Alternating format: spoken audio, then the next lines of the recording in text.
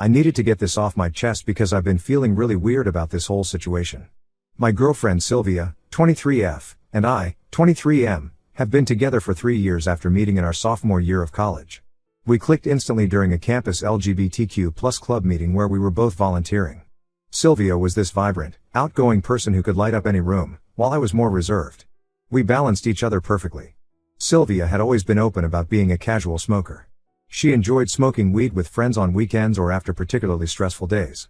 I don't smoke myself, tried it a few times in college but it wasn't for me. Still, I never had any issues with her smoking as long as she was safe about it. We moved in together last year after graduating, got jobs in the same city, and everything seemed perfect.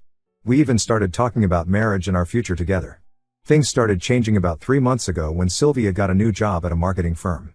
She was excited about the work and kept talking about how great her coworkers were, especially this guy James, 25M, who was showing her the ropes.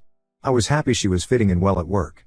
Sylvia had struggled with anxiety in her last job, so seeing her excited about this one made me feel good.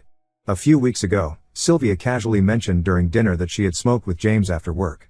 It was such a throwaway comment, like she was telling me about the weather. When I asked when this happened, she said it was a couple of weeks ago.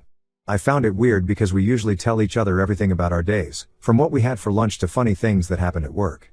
When I asked why she never mentioned it before, she got defensive and said she didn't think it was a big deal. I tried explaining that I wasn't mad about the smoking itself but about her not telling me. She just brushed it off saying she's allowed to do things without reporting every detail to me. The thing is, Sylvia and I have always been super open with each other. We share everything. When I go out for drinks with classmates or colleagues, I always text her updates or tell her about it later, not because I have to but because I want to. It's just how our relationship has always been. So this felt really out of character. I started paying more attention after that incident and noticed some changes in her behavior. She had been staying late at work more often, saying she was hanging out with coworkers. She would come home smelling like weed but wouldn't mention smoking with anyone.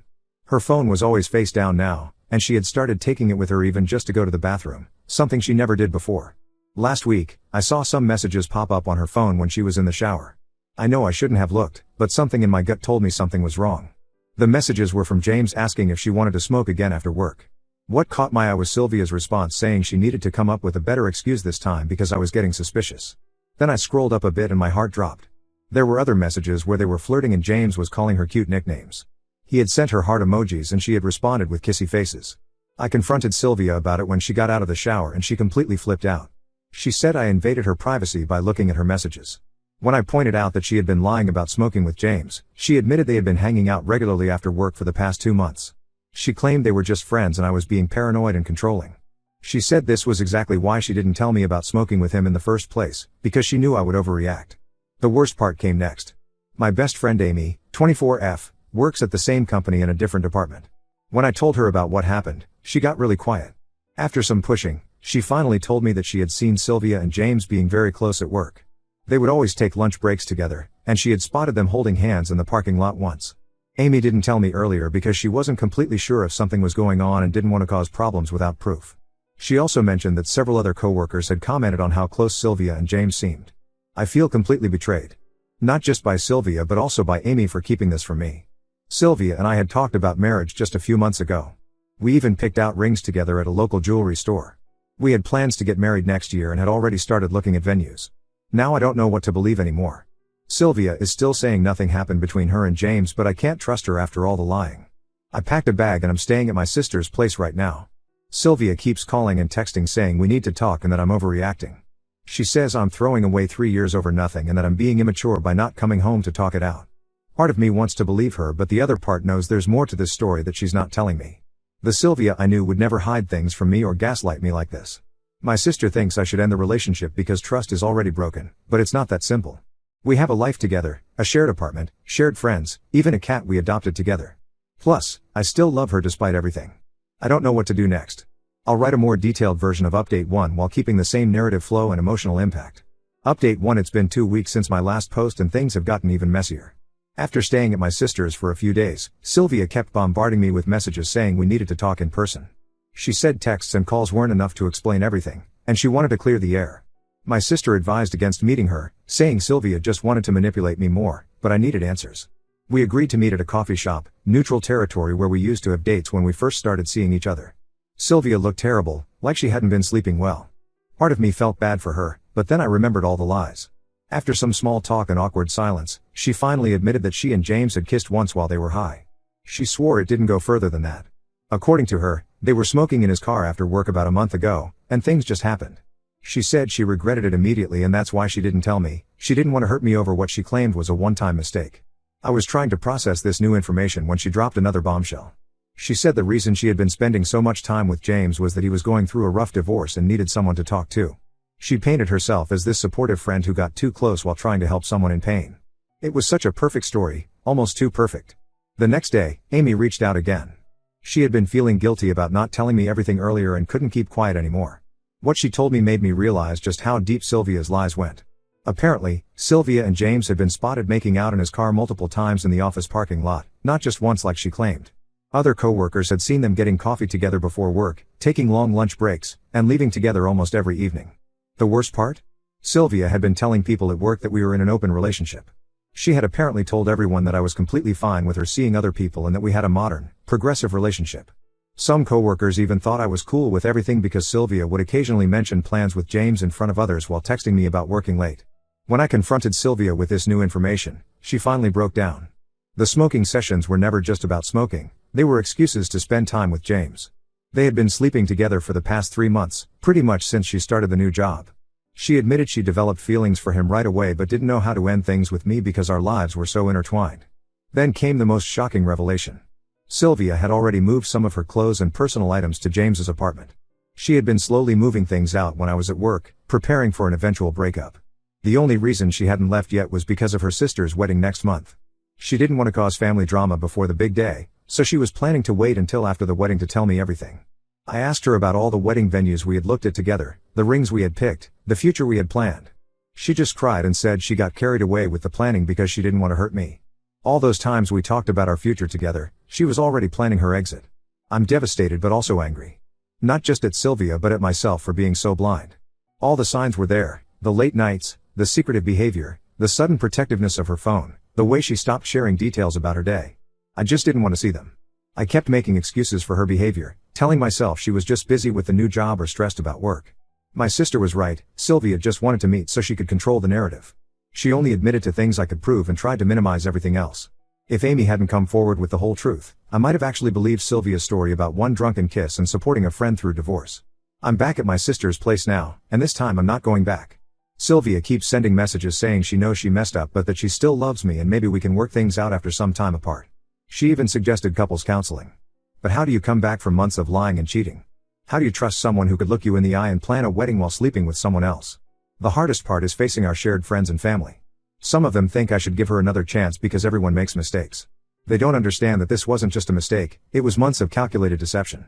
Every time she came home late, every text about working overtime, every kiss goodbye in the morning, it was all part of the lie. I've started looking for my own apartment. I can't go back to our shared place, too many memories, too much pain. My sister says I can stay with her as long as I need, but I need to start fresh somewhere new. Somewhere without reminders of Sylvia and our life together. Update 2: It's been 2 months since everything blew up and my life has changed completely. After our last confrontation, Sylvia moved out while I was at work one day. I came home to find half our apartment empty. She had taken all her things, including some items we had bought together. She left her key on the kitchen counter with a letter saying she was sorry but she and James were going to try having a real relationship. In the letter, she also revealed something that made my blood boil. She had told her family and friends that we broke up because I was controlling and paranoid. She claimed I had been checking her phone constantly, tracking her location, and forbidding her from having male friends. None of this was true, but she needed a way to explain our sudden breakup without admitting to her affair. Her story spread quickly through our social circle. Her sister, who was always close to both of us, has been posting passive-aggressive comments about toxic relationships and emotional abuse on social media. Several mutual friends have unfollowed me and stopped responding to my messages. Even some of my own friends seemed unsure about what to believe. The most painful part was losing Amy's friendship. After telling me about Sylvia and James, she stopped talking to me completely. She said she felt too guilty about keeping their secret initially and that being around me reminded her of her own role in everything. I understand her feelings, but it hurts to lose my best friend on top of everything else. Yesterday brought another twist to this whole mess. I ran into James's ex-wife Lisa at a coffee shop. I almost left when I recognized her from photos, but she approached me first. She had heard about me from their mutual friends and wanted to talk. What she told me made everything make more sense. Apparently, this wasn't the first time James had done this. He has a pattern of pursuing women in relationships, especially at work. Lisa told me he did the same thing to her, started as friendly smoke sessions after work, then emotional support during tough times, and eventually turned into an affair. When she found out about him and Sylvia, she wasn't even surprised. According to Lisa, James loves the chase and the secrecy but gets bored once the relationship becomes real. She gave him 3 years of her life before finding out about his multiple affairs with coworkers. Sylvia wasn't special, she was just his latest target. When I told Lisa about Sylvia moving in with him, she actually laughed and said to give it 3 months tops. The conversation with Lisa made me realize how similar Sylvia and I were to Lisa and James. Both relationships destroyed by the same person, both of us painted as the villains in our own stories. Lisa seems to have moved on and rebuilt her life, which gives me hope that I can do the same. I've started documenting everything, screenshots of messages, emails, conversations with coworkers who knew about the affair. Not because I plan to use them, but because Sylvia's lies about me being abusive are affecting my relationships and potentially my reputation. Some of our mutual friends have already reached out to apologize after hearing other versions of the story that conflict with Sylvia's claims. The apartment feels empty now, even though I've rearranged everything and removed all traces of Sylvia. Her cat, the one we adopted together, clearly misses her.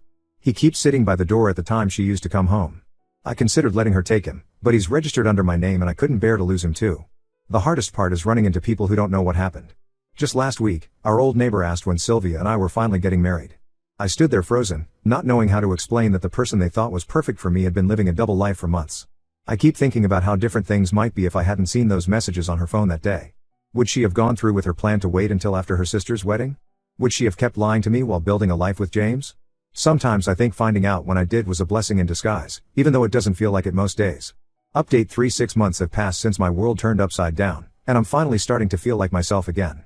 A lot has happened since my last update. Sylvia and James's relationship crashed and burned exactly as Lisa predicted. They barely made it 3 months. From what I heard through mutual friends, he started pulling away and staying late at work, just like he did with his ex-wife. The irony wasn't lost on me. Sylvia tried reaching out about 2 months ago. She sent a long email apologizing for everything, the affair, the lies, and especially for spreading false stories about me being abusive. She admitted that she made up those stories to save face with her family and friends. According to her email, James had already moved on to someone else at work, and she finally understood how Lisa must have felt. I didn't respond to her email. What could I say? That I forgive her for destroying our 3-year relationship? For making me question every memory we shared? For turning our friends against me with lies? Some of our mutual friends have reached out after learning the truth, saying they should have known better than to believe her stories. I'm polite when I run into them, but I'm not interested in rebuilding those relationships. I've made some positive changes in my life. I got a promotion at work and used the salary increase to move to a new apartment in a different part of town. It's smaller than our old place, but it's mine, and there are no memories of Sylvia here. The cat adjusted well to the new space, and he finally stopped waiting by the door for her to come home. Amy reached out recently too. We met for coffee, and she broke down crying, saying she should have told me everything as soon as she noticed something was wrong between Sylvia and James. She explained that she was scared of losing her job if she got involved in workplace drama, but she regretted choosing her comfort over our friendship. We're slowly working on rebuilding our relationship, but it's different now. Trust, once broken, takes time to repair. Sylvia's sister eventually apologized for her social media posts. She had recently caught her own boyfriend cheating and realized how wrong she had been to judge me without knowing the full story. She even offered to publicly clear my name, but I declined. I'm done with the drama and public spectacles. The whole experience changed me in ways I'm still discovering. I'm more cautious now, but not bitter. I've started dating again, casually, and I'm upfront about my boundaries and expectations. When people ask about Sylvia, I tell them the truth without emotion. She cheated, she lied, and we're better off apart. Lisa and I still meet for coffee occasionally. There's something comforting about talking to someone who truly understands what you've been through. She's engaged now to someone who respects her, and seeing her happy gives me hope for my own future. Sometimes I still get angry thinking about how Sylvia tried to destroy my reputation to cover up her own mistakes. But mostly, I'm just grateful I found out who she really was before we got married. The pain of ending a 3-year relationship is nothing compared to the pain of divorcing someone who could lie so easily. I don't know what the future holds, but for the first time in months, I'm excited to find out. My life isn't perfect, but it's mine, and that's enough for now.